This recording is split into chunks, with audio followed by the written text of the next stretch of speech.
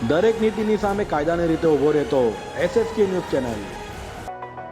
પાંડેસરામાંથી ઝડપાયેલા 230 કિલો પનીરનું સેમ્પલ લઈ તપાસમાં મોકલાયું હતું, જેનો રિપોર્ટ આવતા સેમ્પલમાં મિલ્ક ફેટને બદલે પામ ફેટ થયો હોવાનું સામે આવ્યું છે।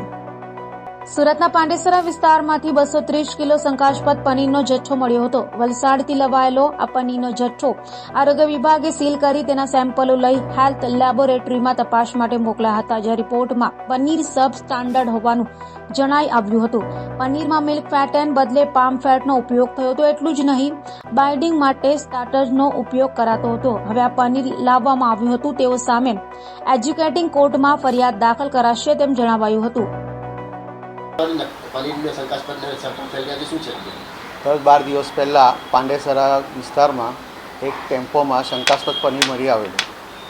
તે પનીર અખાદ્ય છે ખાદ્ય તે તપાસણી કરવા માટે અમારા ડિપાર્ટમેન્ટના ફૂડ સેફ્ટી ઓફિસરો દ્વારા ત્યાં ગયા હતા અને ત્યાં તપાસણી કરી હતી અને તે પનીરના નમૂના લઈ તે નમૂનાઓ પૃથ્થકરણ સારું પબ્લિક હેલ્થ લેબોરેટરી ખાતે મોકલવામાં આવેલા હતા અને તે નમૂનાઓનો પૃથ્થકરણ અહેવાલ મુજબ તેમાં મિલ્ક ફેટ જે 50 હોય એના કરતાં ઓછી હતી, તેમજ અન્ય ફેટ એમાં ઉમેરેલી હોય એવું જણાઈ આવેલું છે અને એ નમૂનો સબ સ્ટાન્ડર્ડ જાહેર થયેલો હોય તે સંસ્થાના માલિક જે વલસાડથી પનીર આવેલું હતું તેની સામે ફરિયાદ દાખલ કરવાની કાર્યવાહી ચાલુ કરવામાં આવેલી છે। જે જથ્થો મંગાવનાર હતો તેની સામે કોઈ કાર્યવાહી ખરી? એની સામે જ ફરિયાદ દાખલ કરવાની કાર્યવાહી ચાલુ કરવામાં આવેલી છે। એ જ હતો જે આપલાવેલો હતો। અહીંયા પણ મંગાવ્યું હતું? એ ભાઈ ત્યાં ટેમ્પો હતો અને ત્યાં જે લઈને આવેલા હતા।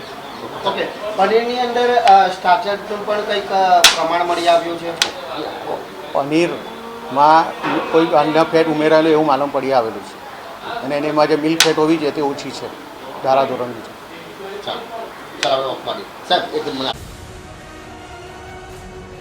દરેક નીતિની સામે કાયદાની રીતે ઊભો રહેતો SSK ન્યૂઝ ચેનલ।